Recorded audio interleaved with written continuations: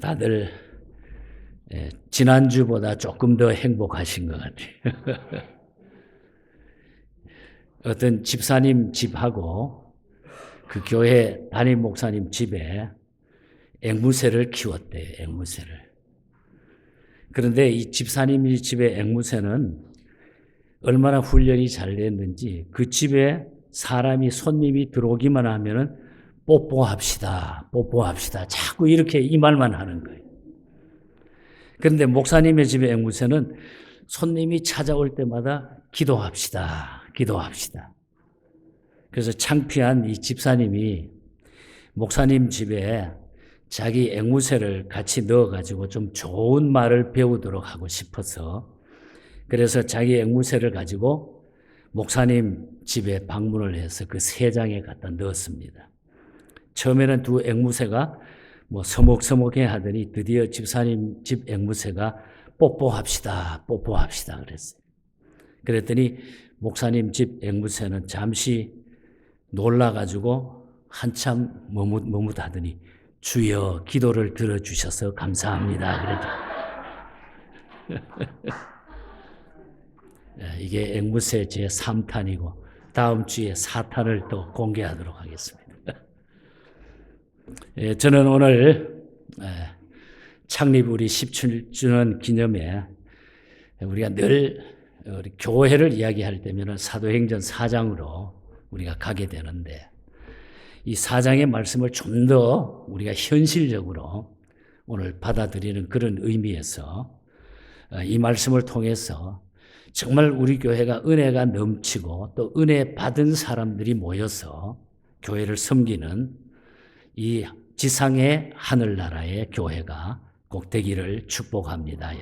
그런 의미에서 오늘 이 말씀을 우리가 함께 받을 수 있기를 바랍니다.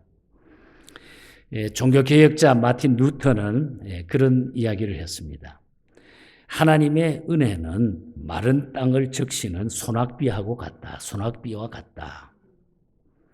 만일 비가 없으면은 돼지도 초목도 다 사람도 메말라 시들어버리고 말 것이다. 그래서 우리가 하나님의 은혜를 체험하고 은혜를 받지 못하면 우리의 영혼이 똑같이 된다는 거죠. 그 페르시아의 고레스 황제가 친구 중 한 사람에게는 금메달을 걸어주고 다른 한 사람에게는 키스를 해주었습니다. 그때에 금메달을 받은 사람은 키스를 받은 사람을 몹시 부러워했습니다. 이유는 왕의 총애를 받는 사람에게 그 당시에 왕이 키스를 해줍니다. 이것이 최고의 축복이고 최고의 또 권위를 상징하는 일입니다. 사랑을 대표하는 일입니다. 여러분, 돈을 벌고 우리가 출세를 하고 성공을 하고 명예를 얻는 것도 나쁠 것이 없습니다만은 가장 중요한 것은 우리가 주님의 총애를 받는 것입니다. 주님의 총애를 받는 거예요. 주님의 총애를 다른 말로 표현하면은 그것이 바로 은혜가 되는 겁니다. 은혜가 되는 겁니다. 우리는 그 은혜 하나만으로 일평생 감격하고 감사하며 살아가야 된다는 거예요. 사도행전 4장 오늘 이 본문은 은혜 받은 초대교회의 모습을 자세하게 소개해 줍니다. 구체적으로. 그 모습은 이상적인 교회이며 이상적 그리스도인의 삶의 모습을 그대로 보여주고 있다는 것입니다. 그 내용을 오늘 구체적으로 살펴보면서 은혜 받은 사람들은 어떻게 살아야 되는 것인가? 창립 17주년 우리가 은혜 받고 살아가는 행복한 예언교회 성도가 되는 의미에서 이 말씀을 오늘 특별히 3가지만 간단하게 살펴보도록 하겠습니다. 첫 번째로는 은혜 받은 사람, 은혜의 삶은 한 마음과 한 뜻이 된다고 하는 거예요. 은혜 받게 되면은 한 마음 한 뜻이 된다. 32절 말씀입니다. 무리가 한 마음 한 뜻이 되어 그랬어요. 단 두 사람이 한 마음 되는 것도 어려운 일이에요. 심지어 한 몸이라고 하면서 살아가는 부부도 한 마음 한 뜻이 되기는 쉽지가 않다는 거죠. 그런데 초대교회는 무리가 한 마음과 한 뜻이 됐다. 다 무리가 한 마음과 한 뜻이 됐다. 그것은 그들이 함께 은혜 받고 성령을 받았기 때문인 거예요. 일반적으로 이 마음이라고 하는 것은 우리가 그런 표현을 하죠.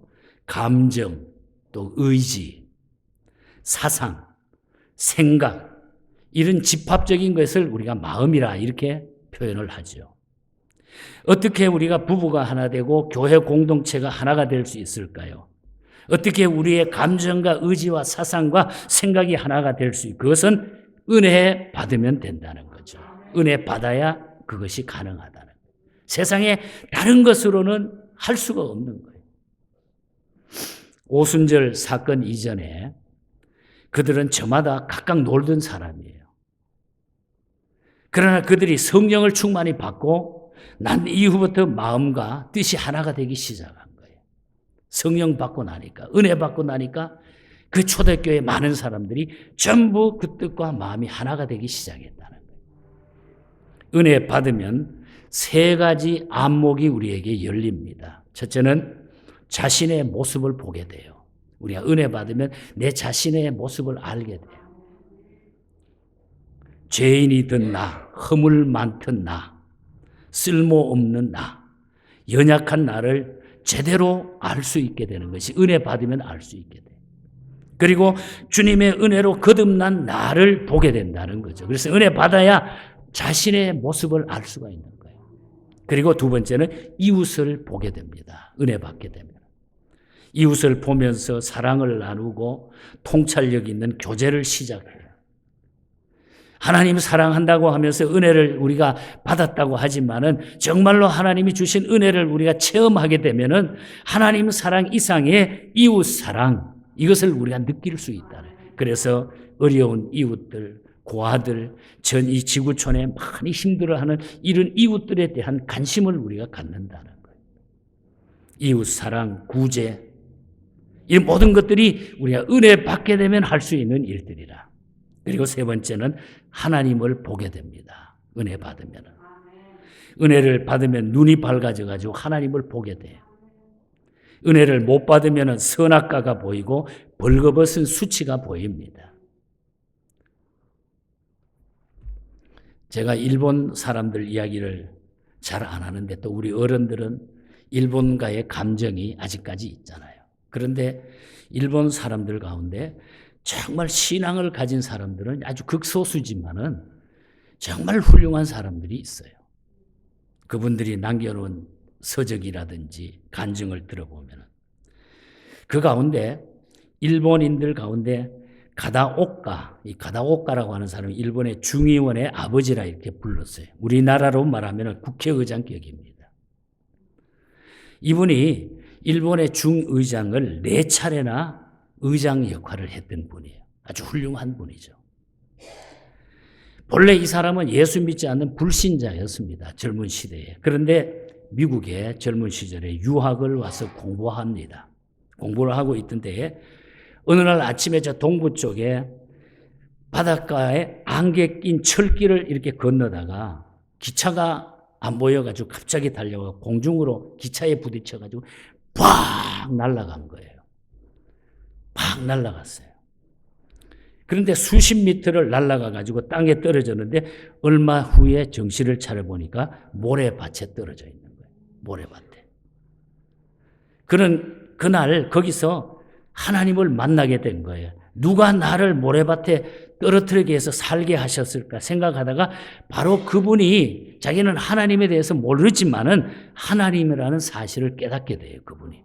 아, 하나님이라는 분이 나를 살려주셨다. 내가 어떻게 기차에 튀겨가지고 10m 이상 날아와서 내가 어떻게 살았나. 아, 하나님이라는 분이 나를 살려주셨까. 다친 데가 없었어요. 하나님의 역사죠, 이거는. 그래서 그는 즉시 그 모래밭에 꿇어 엎드려가지고 하나님이 누군지 모르지만은 하나님 살려주셔서 고맙습니다. 그런 기도를 했습니다. 그리고 자기 발로 교회를 찾아가 예수를 믿기 시작합니다. 미국 유학 시절에. 유학 후에 일본으로 돌아와 가지고 정치에 투신해서 중의원 의장을 4번씩이나 역임하는 놀라운 인물이 됩니다. 그는 무슨 일이 있어도 주일이면은 교회에 나가서 예배를 드렸고, 문에서 들어오는 교인들의 신발을 일본에 가면 전부 다대미로 돼 있잖아요. 그럼 신발을 벗고 들어오면은 밖에 있다가 신발 다 정리를 하는 거예요. 교인이 몇이 되지 않지만. 그리고 매월 말이면은 자신이 직접 섬기고 있는 아홉기 담임 목사님에게 드리는 생활비를 봉투에 예쁘게 담아가지고 거기에 리본을 매가지고 무릎을 꿇고 이렇게 갖다 드립니다. 왜? 일본의 그 사무라이 정신이라는 게 있잖아요. 예수 믿는데도 아주 철저하게, 확실하게 그런 믿음으로 이분이 예수를 믿게 된 거예요. 한마디로 은혜 받은 참 증거인 것입니다. 이분을 통해 가지고 일본 교회에 찬송가가 몇 개 만들어지는데 제가 마지막에 그거는 소개할 것입니다. 가정이 복을 받으려고 하면은 부부가 은혜를 받아야 됩니다. 여러분. 회사가 잘 되려고 하면은 사장도 사원도 은혜 받아야 돼요. 교회가 잘 되려고 하면 목사도 교인도 함께 은혜 받아야 된다는 거예요. 한마음 한뜻이 되는 것은 은혜 받고 예수님의 마음으로 변화될 때에 그것이 가능해진다. 그래서 우리가 은혜 받고 한마음 한뜻 될 수 있기를 축복합니다. 은혜 받으면 다 하나가 돼요. 저는 요즘 제가 은혜를 좀 받고 거기에 대해서 제가 자신 있게 하나님 앞에 확신을 갖고 있으니까 누가 뭐래도 아무렇지도 않아요. 누가 뭐래도. 아마 하나님이 아실 것이다. 내 마음을. 그래서 내가 왜 이렇게 빨리 젊을 때 왜 이렇게 내가 못 살았을까? 그런 생각을 가끔 하곤 해요. 여러분, 은혜 받으면은 한 마음 한 뜻이 됩니다. 모든 곳에, 우리가 가는 곳에 한 마음 한 뜻이 이루어진다. 은혜 받은 멋있는 성도, 멋있는 교회 이루시기를 축복합니다. 두 번째로는 우리가 은혜를 받게 되면은 나누는 삶을 살게 된다는 거예요. 중요한 얘기예요. 32절 역시 보면은 모든 물건을 서로 통용하고 제 재물을 조금이라도 제 것이라 하는 이가 하나도 없더라. 하나도 없더라. 우린 여기서 서로 통용했다고 하는 말, 그리고 제 것이라고 하는 이가 하나도 없었다는 말씀, 이걸 주목해 보십시다. 은혜 받으면은 나누는 삶이 가능해진다. 그리고 헛된 욕심이 사라진다. 그런 이야기예요.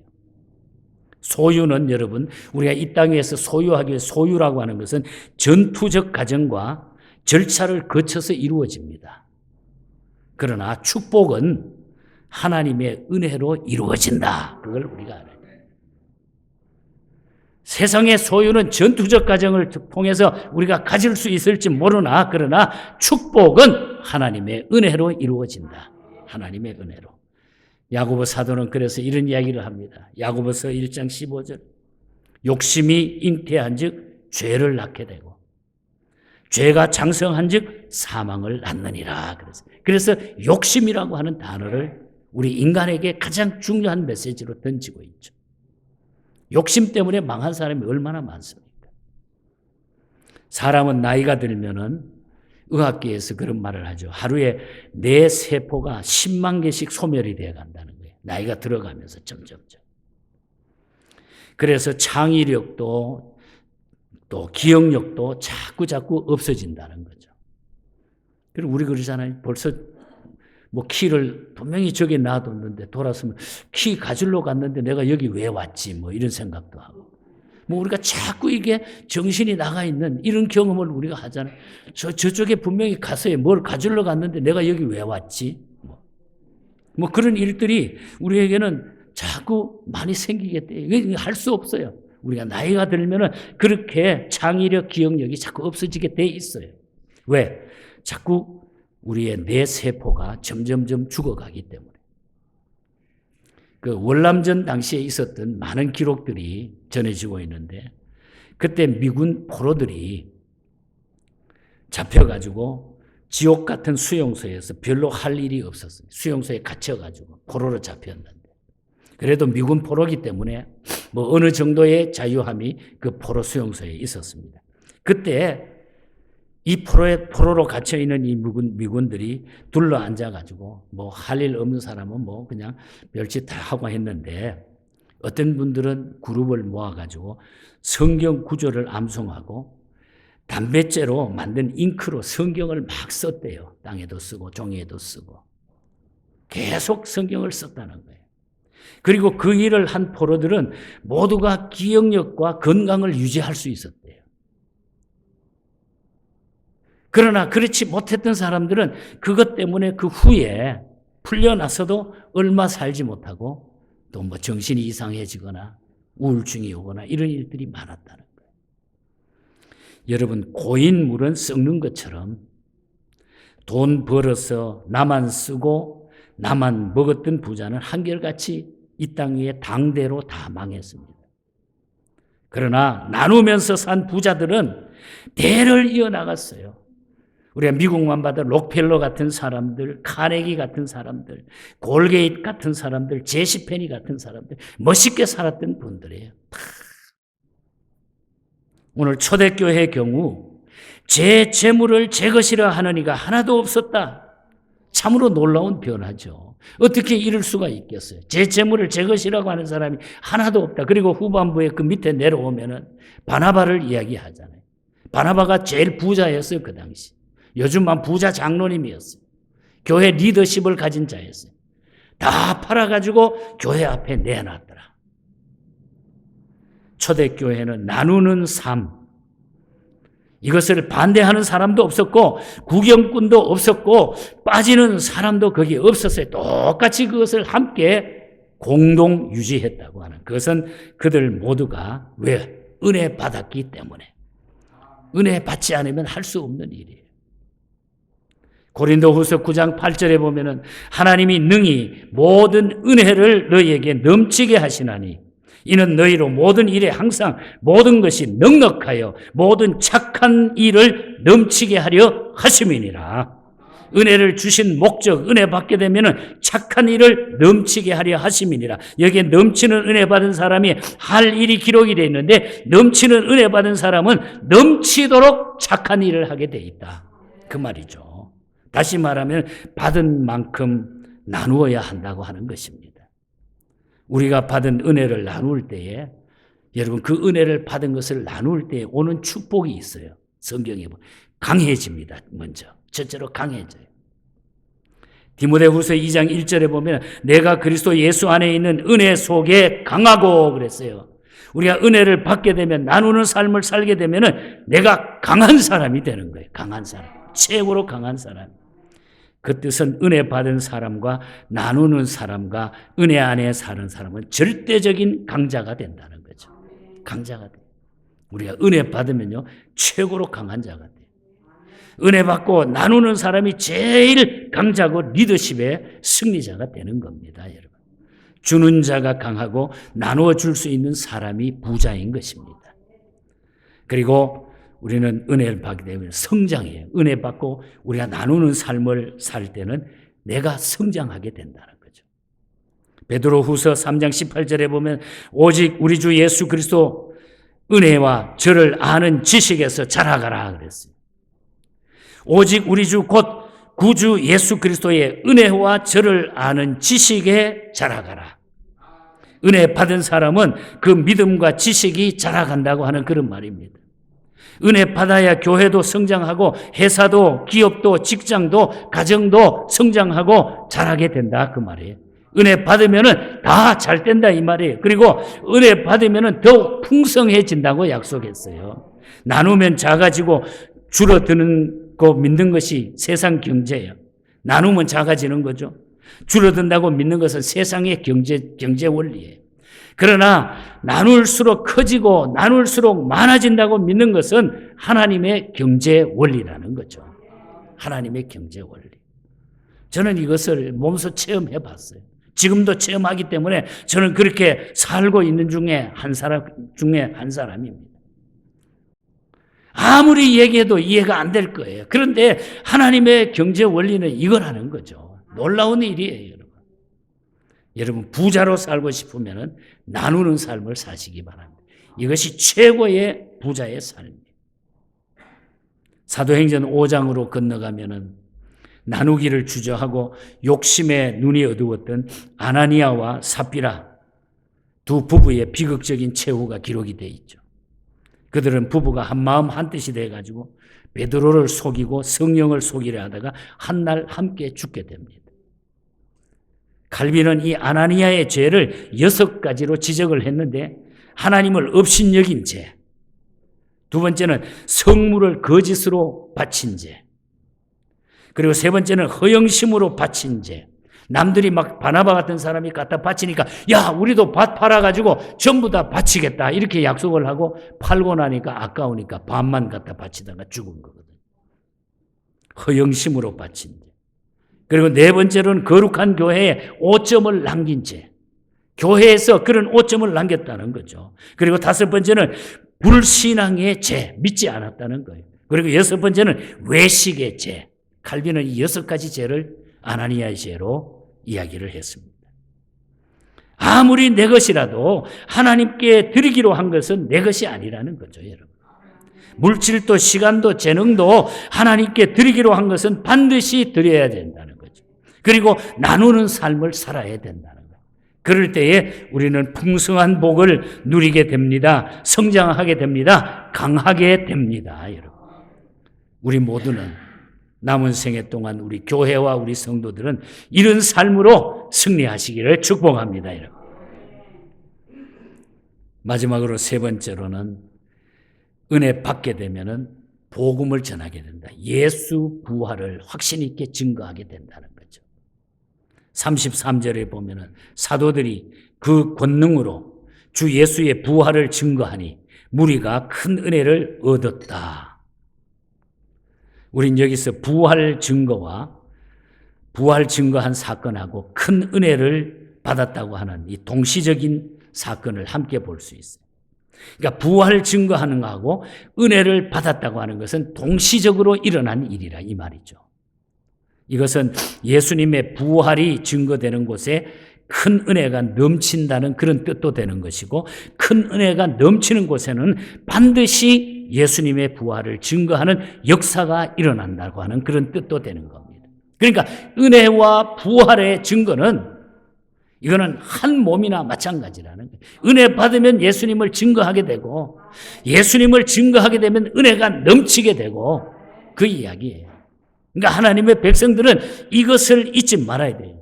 왜 우리가 은혜를 받아야 합니까? 왜 성령을 받아야 됩니까? 초대교회 사도들은 큰 은혜 받고 난 후에 큰 소리로 예수님의 부활을 증거했습니다. 초대교회 교인들은 성령 받고 예수님의 부활을 전파했습니다. 음식을 즐기기 위해 가지고 음식을 먹는 것은 식도락입니다.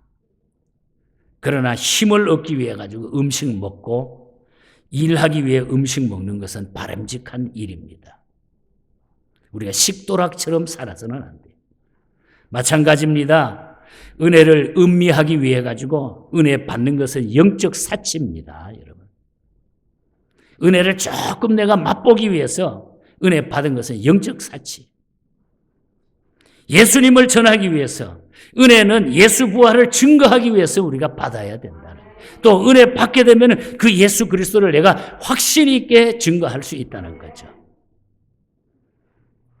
지금 우리 사회는 방향도 없이 추락하고 있습니다. 폐륜, 또 사치, 동성애, 마약, 테러 등 오늘 이 시대는 오늘 완전히 추락하고 있는 것을 우리는 보게 돼. 마치 주님이 이제 가까이 오실 때가 됐다고 하는 말세 지말의 그 형편을 성경 말씀을 통해서 우리가 알 수가 있죠. 이걸 우리가 어떻게 이겨나갈 수 있겠어요? 서울대학교의 윤이흠 교수라고 하는 분이 절대 가치를 이 민족과 사회 앞에 제시할 사회적 실천은 무엇인가?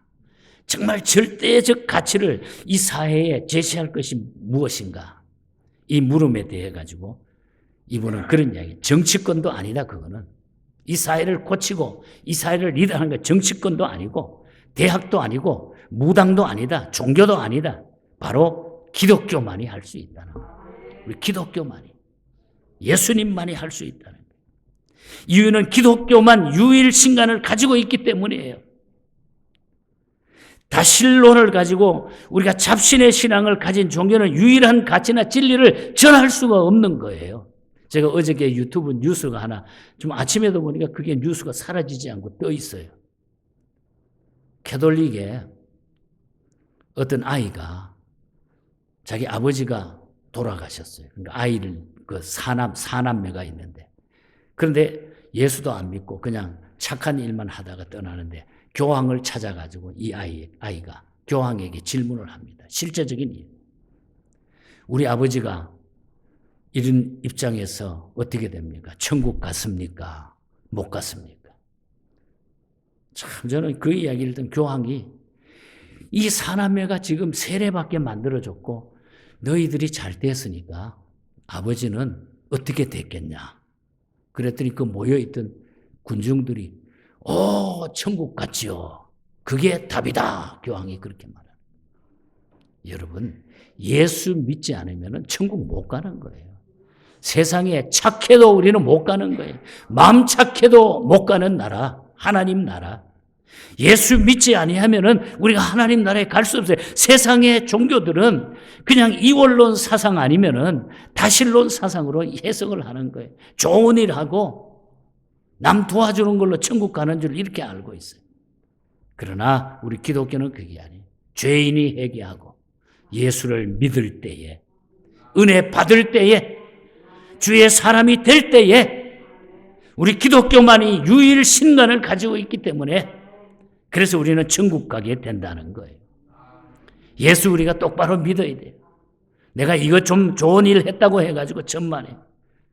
우리가 믿음 생활을 하면서 어떤 데는 내가 부족한 게 있어요. 봉사하는 데 부족하고 성격상 내가 어떤 데는 실수도 하는데 그러나 그 가운데서도 예수 믿으면 되는 거예요. 예수 믿으면.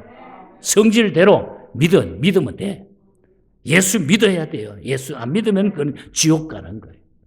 예수 믿는 것이 중요하다.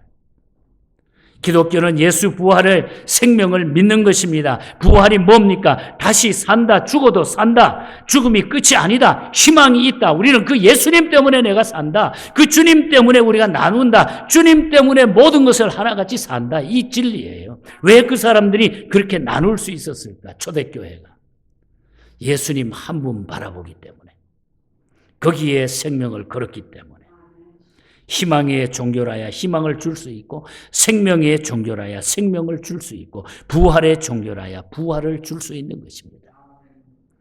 은혜 받은 사람은 예수님의 부활을 그래서 선포하게 된다. 이 길 말고 사는 길이 없기 때문에. 여러분 비 내리는 땅은 푸른 초원 녹음 방초로 우거지고 비 내리지 않는 땅은 사막과 항토로 뒤덮이는 것처럼 은혜 받은 나라, 은혜 받은 교회, 은혜 받은 가정이 되시기를 바랍니다. 여러분. 그래야 푸르고 기름지고 잘 살게 돼요. 은혜 받으십시오. 이 은혜는 그저 하나님이 주시는 선물이라 그래요. 선물. 공짜로 주시는 선물. 내가 믿기만 하면, 내가 기도하기만 하면, 내가 간절히 하나님 앞에 구하기만 하면 공짜로 주시는 거예요. 돈 싸가지고 안 와도 돼요.